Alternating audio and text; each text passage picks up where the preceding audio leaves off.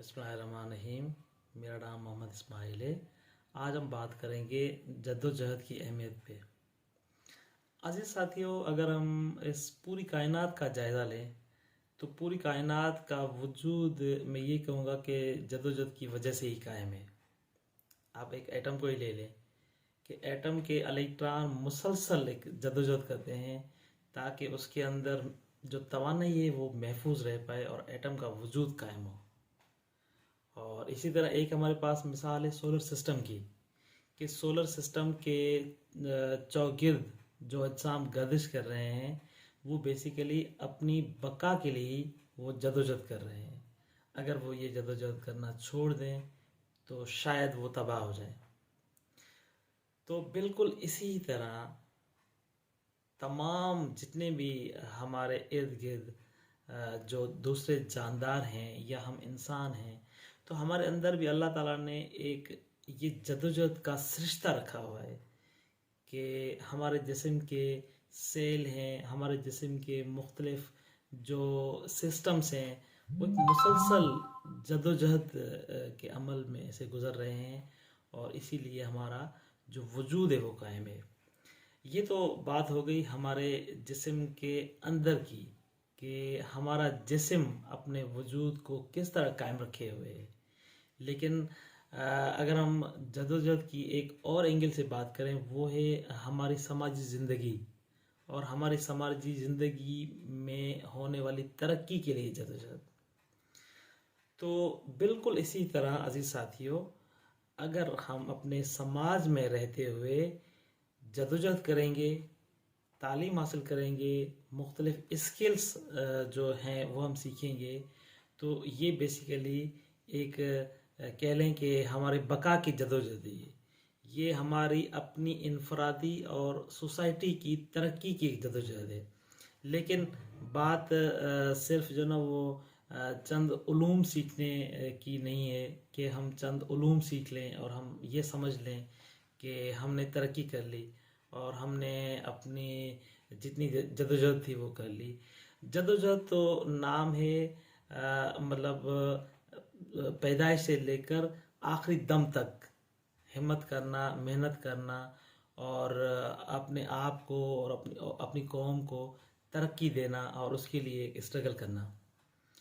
तो तारीख़ में ऐसी हमें काफ़ी जो ना वो मिसालें मिलेंगी कि वो अक़वाम जिन्होंने मुसलसल जदोजहद की तालीम के मैदान में, फ़न के मैदान में, या उसके अलावा जितनी तमाम जो ना वो ज़िंदगी के जो ना वो दायरा कार हैं, जब कौमों ने तमाम आस्पेक्ट से मेहनत की तो हम देखते हैं कि वो कौमें एक उरूज के जो ना वो एक लेवल को पहुंच गई।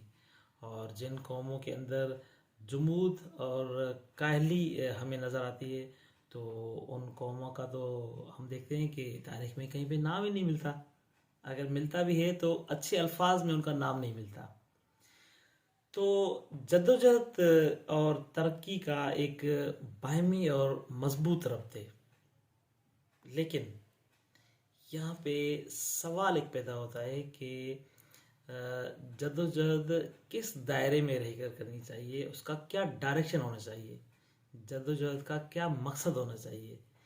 अजीज़ साथियों, अगर हम इंसान की फितरत बात करें तो अल्लाह ताला ने हमारी फितरत में एक चीज़ रखी है, वो है इज्तमाइयत।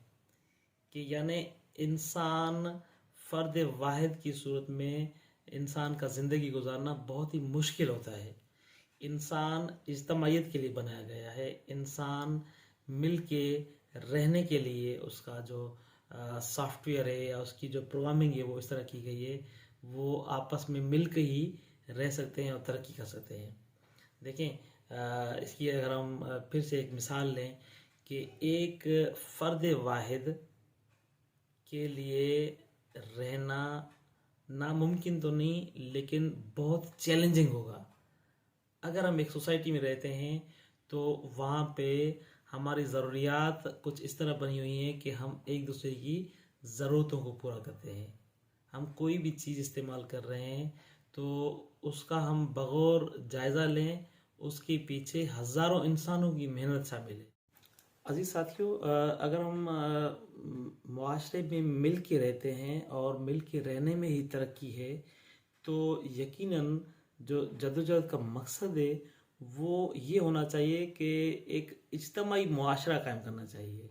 ऐसा मुआशरा कि जिसमें तमाम रहने वाले अफराद उनको एक बराबर शहरी हैसियत हो, उनके लिए जो ना वो तमाम मुआशरे में रहने वाले अफराद के लिए एक ऐसे मौके हों ताकि वहाँ पे रहते हुए वो अपनी स्किल्स को यूज़ करें और अपने लिए एक ऐसी जो ना वो अपॉर्चुनिटीज़ पैदा करें ताकि उनकी जो मुआशी ज़रूरतें हैं वो पूरी हो पाएँ।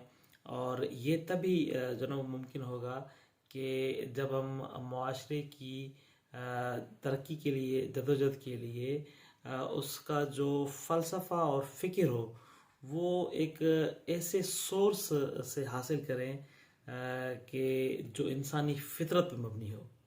यानी ऑफ कोर्स जिस तरह हम बहसीत मुसलमान एक आला नज़रिया रखते हैं, नज़रिया तौहीद या कह लें कि नज़रिया वहदत इंसानियत, कि ये वो फ़लसफ़ा है कि जिसमें तमाम मुआशरों की तरक्की का राज छुपा हुआ है। जब हम एक साले मुआशरे की बात करते हैं तो साले मुआशरे में सबसे जो बहुत ज़रूरी चीज़ होती है वो होती है एक साले फ़िक्र और फ़लसफ़ा। साले फ़िक्र और फ़लसफ़े के नतीजे में जो चीज़ वजूद में आती है वो होता है एक साले और अच्छा एक सियासी निज़ाम। उस साले सियासी निज़ाम के अंदर जो चीज़ें या उसके जो नताज होते हैं, पैदा होते हैं, वो होता है एक अच्छा मुआशी निज़ाम के मतलब जिसमें बिला तफरीक रंग मज़हब तमाम रहने वाले अफराद को ऐसी इक्वल अपॉर्चुनिटीज़ मुहैया की जाएँ ताकि वो अपनी स्किल्स की बुनियाद पे अपने लिए जो ना वो मुख्तलिफ सोर्स ऑफ इनकम पैदा कर सकें और फिर जो ना वो उसके नतीजे में उसका जो अगला नतीजा होगा वो होंगे इंसानी मुआशरे के अंदर अच्छे इखलाक की जो ना वो प्रैक्टिस कि मतलब जब भी किसी मुआशरे में मुआशी मसाइल जो ना वो नहीं रहते या एहसन तरीके से हमारी मुआशी ज़रूरियात पूरी होती रहती हैं तो उसका नतीजा ये होता है कि उस मुआशरे के रहने वाले अफराद जो हैं उनके इखलाक अच्छे बन जाते हैं, उनके अंदर जो होती हैं वो एक एहसान करने वाली सिफत पैदा हो जाती है, वो किसी पे जुल्म नहीं करते या वो मुआशरे में रहने वाले अफराद किसी और फ़र्द का या सोसाइटी के जो ज़रूरतमंद अफराद हैं उनके हुकूक को जो ना वो नहीं दबाते बल्कि उनके हुकूक अदा करना शुरू कर देते हैं। तो बेसिकली ये जो ना वो हमारी स्ट्रगल का एक मकसद होना चाहिए।